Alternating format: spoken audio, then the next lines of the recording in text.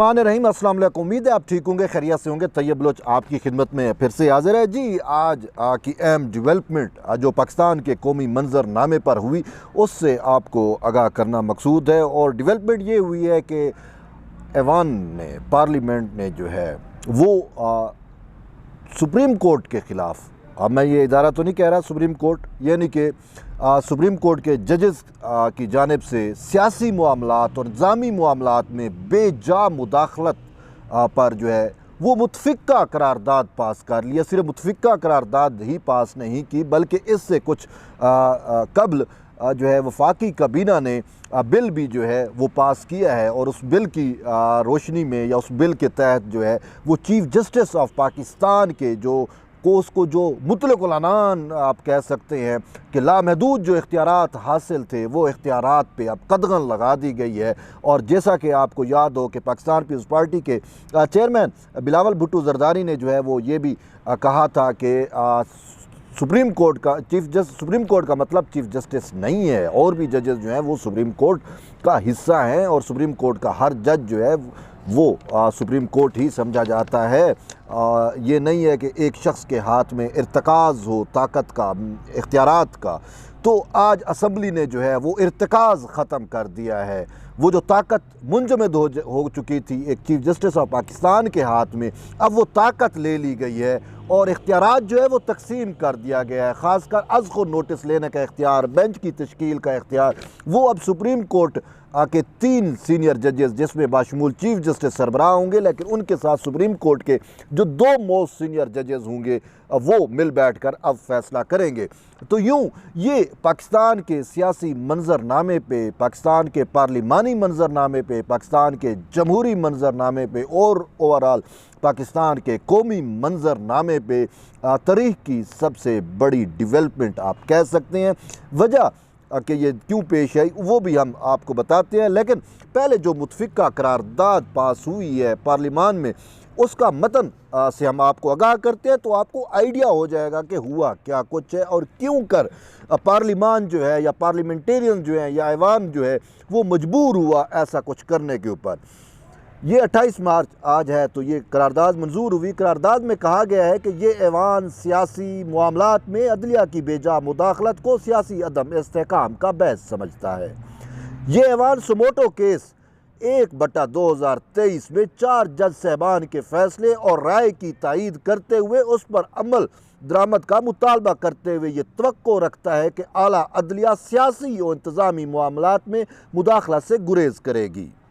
ये ऐवान करार देता है कि इलेक्शन कमीशन एक आज़ाद खुद मुख्तार आइनी इदारा है जो आइन के आर्टिकल 218 के तहत शफाफ और आज़ादाना इंतखाबात कराने का पाबंद है।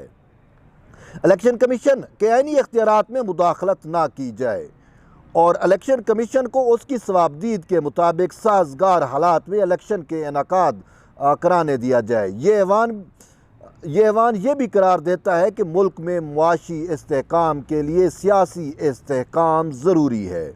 ये ऐवान समझता है कि आर्टिकल 218 की रूह के मुताबिक शफाफ और आज़ादाना इंतखाबात के लिए आर्टिकल 224 पर मुकम्मल तौर पर अमल करते हुए तमाम असम्बलियों के इंतखाबात यक वक्त गैर जानिबदार निगरान हुकूमतों के तहत होने चाहिए ताकि हकीकी सियासी इस्तेहकाम की तरफ बढ़ा जा सके। ये ऐवान करार देता है कि वो दस्तूरी मामलात जिनमें इज्तमाई दानिश दरकार हो और उसका मुतालबा भी आ जाए, ऐसे मामलात की समाअत अदालत उज़्मा का फुल कोर्ट करे। तो ये मुतफ़िक़ा करारदाद है जो आज पास की गई है और इसके साथ साथ जो बिल टेबल हुआ है जो वो भी जो है भेज दिया गया है लॉ एंड जस्टिस कमेटी को। लॉ एंड जस्टिस कमेटी का इजलास कल सुबह होगा और इस बिल को फाइनलाइज करके कौमी असम्बली को वापस भेजा जाएगा और कल ही भेजा जाएगा। 11 बजे कौमी असम्बली का इजलास जो है वो कल दोबारा होगा, तो उस इजलास में इस बिल को मंजूर कर लिया जाएगा। ये जुडिशल रिफॉर्म्स टाइप एक बिल है जिसमें अज़ खुद नोटिस का इख्तियार और चीफ जस्टिस की बेंच की तश्कील के इख्तियार पर कदगनें लगा दी गई हैं। जो चीफ जस्टिस को लामहदूद इख्तियारात हासिल थे वो इख्तियारात अब तकसीम कर दिए गए हैं सुप्रीम कोर्ट के 2 सीनियर जजेस के दरमियान। यानी कि 3 जजेस के दरमियान, चीफ जस्टिस और 2 सीनियर 3 जजेस, यानी कि चीफ जस्टिस अपनी मनपसंद के अब बेंच तश्कील नहीं दे सकेगा। और इसके साथ साथ चीफ जस्टिस की जानिब से या फिर सुप्रीम कोर्ट के हम ख्याल जजेस की जानिब से जो मुसलसल सहूलतकारी हो रही थी, उसके ऊपर भी एक किस्म का बंद बांध दिया गया है। और ये सहूलतकारी क्या थी? दरअसल अगर आप देखें तो पाकिस्तान पीपल्स पार्टी के चेयरमैन बिलावल भुट्टो जरदारी ने जुलाई 2022 में इसी ऐवान में खड़े होकर अरकान असम्बली को मुखातिब करके वाज़े तौर के ऊपर कहा था कि सुप्रीम कोर्ट की जानिब से, अदलिया की जानिब से हमारे सियासी मामलात में, हमारे जमहूरी मामलात में, हमारे आइनी मामलात में बेजा मुदाखलत की जा रही है। अब आइनी मामलात में मुदाखलत तो आपने देखी कि 63A को जिस तरीके से हम ख्याल बेंच की जानिब से उसको डिफ़ाइन किया गया, तशरीह की गई। अब मैं तशरीह तो नहीं कहूँगा, ये पार्लिमान के या पार्लियामेंटेरियंस की अपनी ज़बान में उन्होंने ये कहा कि री राइट करने की अटेम्प्ट की गई है सुप्रीम कोर्ट की जानिब से। और फिर उसी आर्टिकल 63A की जो तशरीह की गई, उस तशरीह में फिर फेवर दी गई इमरान खान की पंजाब में हुकूमत बनाने के लिए।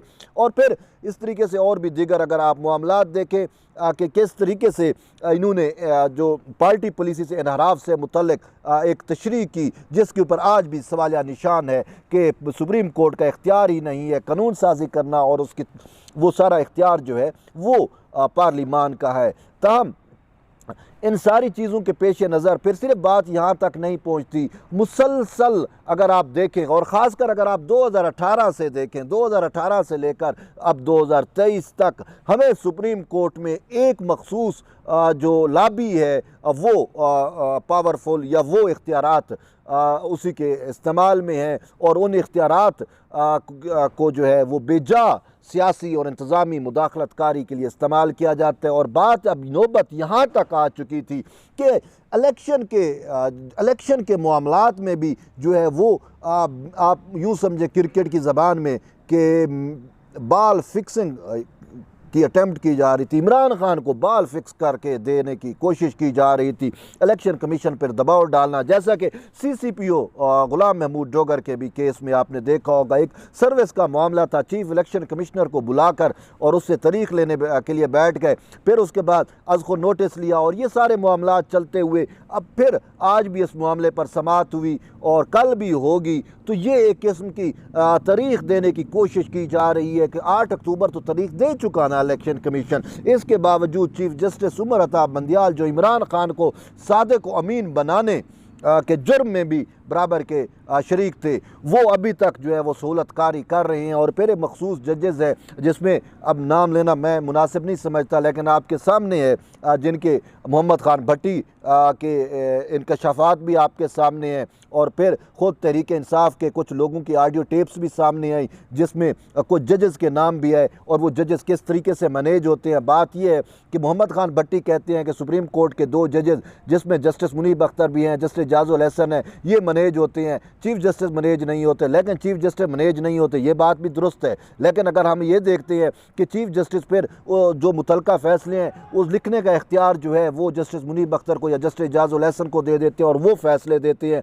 तो यूँ फ़ैसला जो है वो मैनेज किए हुए जजेस दे देते हैं, और फिर उन फैसलों से हमें नज़र आता है कि किस तरीके से जो है वो सहूलतकारी हुई। ख़ुद सुप्रीम कोर्ट के 4 जजेस का जो फ़ैसला है उसमें तो वाज़े तौर के ऊपर 63A वाले मामले के ऊपर कहा गया कि ये बेजा सियासी मुदाखलत की गई है पार्लिमान के अफेयर्स के अंदर। और फिर दूसरा फ़ैसला जो था वो हमजा शहबाज और परवेज़ इलाही का जो रन ऑफ इलेक्शन का मामला था उसमें भी कहा कि यह सियासी मामला था, बेजा मुदाखलत की गई। तो ये तो सुप्रीम कोर्ट के जजेस कह रहे हैं। बहरहाल ये सारी चीज़ें जो है वक्त की ज़रूरत थी, तो उन्हीं चीज़ों के तहत जो है अब कानून साजी अमल में लाई जा रही है, जिससे चीफ जस्टिस को लामहदूद जो इख्तियारात थे वो अब इख्तियारात जो है उसको महदूद कर दिया गया है, और ये इख्तियारात इस्तेमाल हो रहे थे इमरान खान की सहूलतकारी के लिए।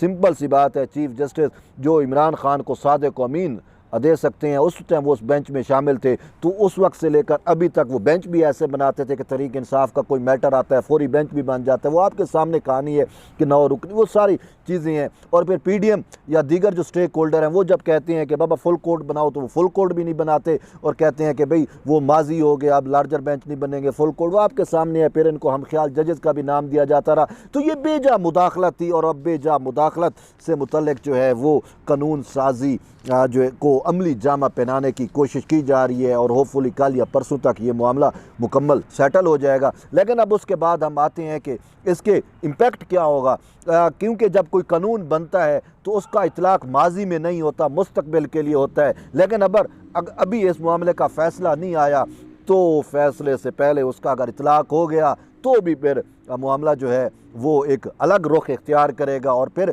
सुमोटो केस के अंदर नज़रसानी का इख्तियार जो दे दिया गया, इंट्रा कोर्ट अपील का जो इख्तियार दे दिया गया, तो वो इख्तियारात अब इस्तेमाल होंगे और फिर फुल कोर्ट की भी तश्कील का मामला ज़ेर बहस आएगा। बहरहाल ये मामला जो है ये कोई आज 1-2 दिन की बात नहीं है। जैसे मैंने हवाला दिया कि जुलाई 2022 में पाकिस्तान पीपल्स पार्टी के चेयरमैन ने ये जो पूरे पार्लिमान को बावर कराया था। लेकिन उससे पहले अगर हम चले जाए, जब सदर आसिफ अली जरदारी की हुकूमत थी, तो उस हुकूमत में जब इफ्तिखार चौधरी की जानिब से अज़ख़ुर नोटिस का बेजा इस्तेमाल किया जा रहा था और हुकूमती अफेयर्स के अंदर बेजा मुदाखलत की जा रही थी, तो उस टाइम भी पीपल्स पार्टी ने जो है वो एक बिल पेश किया था। लेकिन उस टाइम पाकिस्तान मुस्लिम लीग नून जो है वो आड़े आ गई और रुकावट बन गई थी। लेकिन अब नून को भी, पाकिस्तान मुस्लिम लीग नून को भी और दीगर स्टेक होल्डर को भी अब समझ आई है कि पाकिस्तान पीपल्स पार्टी की दानिशमंदी क्या थी इसके पीछे। तो बहरहाल देर आयत दुरुस्त आयत के बकौल जो है जो कुछ हुआ ये वक्त की ज़रूरत था और बहुत अच्छा हुआ है। अब इसका इम्पेक्ट क्या होगा, इसके असरात क्या होंगे, वो हम आपको बाद में जब ये चीज़ें सामने आएंगी तो हम आपको अपडेट करेंगे। बहरहाल जुड़े रहिए तैयब बलोच के साथ। मिलते हैं फिर एक नई वीडियो में, तब तक के लिए इजाज़त दें। अल्लाह हाफ़िज़।